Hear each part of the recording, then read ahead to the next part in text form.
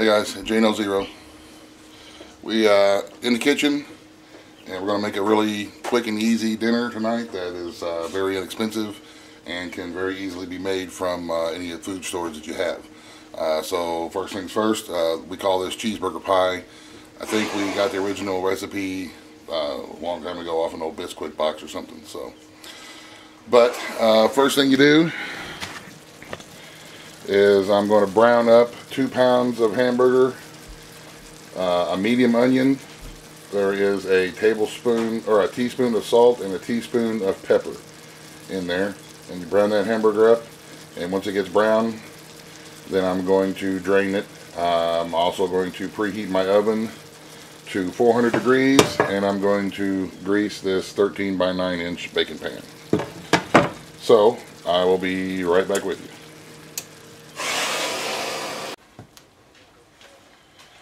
Alright, our 2 pounds of hamburger and our 1 onion is browned up. This will work with any kind of meat, by the way.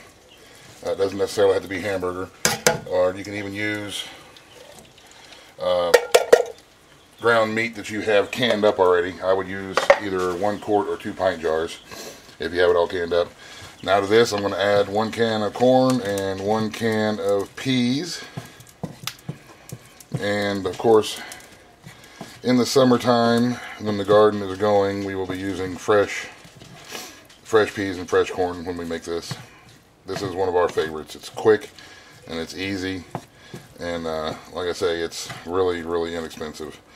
Maybe $3 or $4 worth of meat, unless you can your own, then it won't be that much.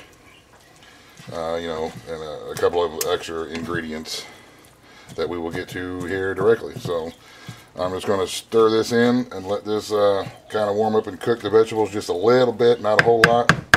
I will leave this in the skillet maybe 1 minute before we get to the next step. So we'll be right back with you. Alright, in a separate little mixing bowl, we are going to put in 1 cup of J0 all brand, all purpose baking mix. Okay, this is totally not Bisquick. I mean, Bisquick would probably work, and it would probably work really, really good. But for, you know, my AdSense purposes, this here that I'm using is totally not Bisquick. This is the J0 brand of the all-purpose baking mix. So I already have 1 cup measured out in this bowl here. To this, we're going to add 2 cups of milk. Cow's milk or goat's milk, 2 cups, 4 eggs,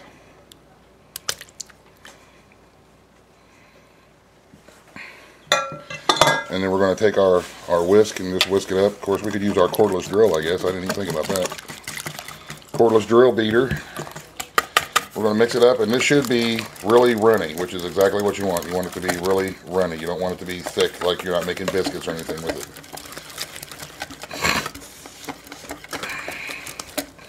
So we're going to whisk this up, mix it up real good.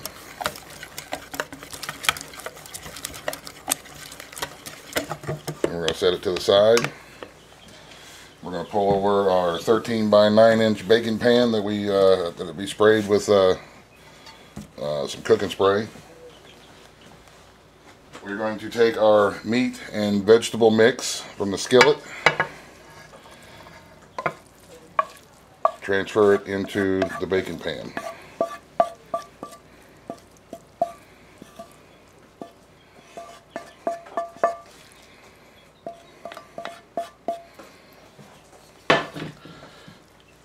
Spread it out a little bit, even it out a little bit.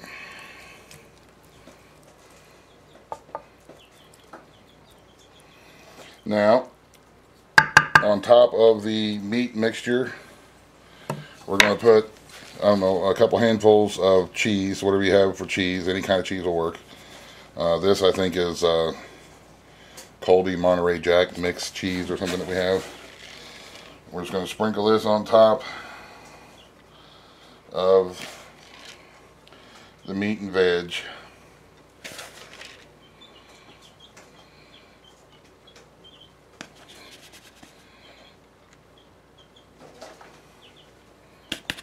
that. And you want to make sure that you spill a whole bunch and make a big mess over your counter, because, you know, you're not doing a good job if you don't make a big mess. Alright, now we take the baking mixture, which is real loose, and it's okay if it's got some clumps in it. The mixture that we just mixed with the baking mix, and we're just going to pour that all around like that, and let it seep down through the cheese and through the meat and veg mix.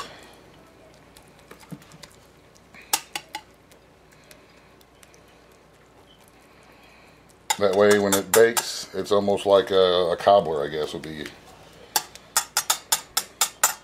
A cobbler or an English pudding or something like that. So, there we have this step here. And like I say, now I'm going to put it into my oven at 400 degrees and let it bake for 35 minutes. So I will see you when it's done. Okay guys, we cooked up for 35 minutes and it's golden brown and delicious. Let's cut a piece out of here. I was going to say too, there's really no limit on what you can do with this. You can, I've even put, you know, tater tots and potatoes and stuff like that inside it as well, and it comes out pretty good. So this is one of those that you can just kind of throw anything and everything in there, and it will come out good. And I guess, I don't know if it's, I mentioned earlier it was like an English pudding, and it's probably not right, but I really don't know anything about it because I'm not English. So let's get a piece out here and see what it looks like.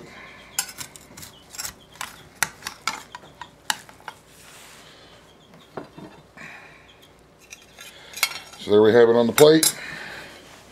You can see that the bacon mix is baked all the way through it, and that gives you a nice, filling, inexpensive, and not all that bad for you meal. So there you go guys. Hope you enjoyed it. Questions or comments, feel free. Thanks for watching. Have a great day. God bless. In the end. Buzz, buzz, the end.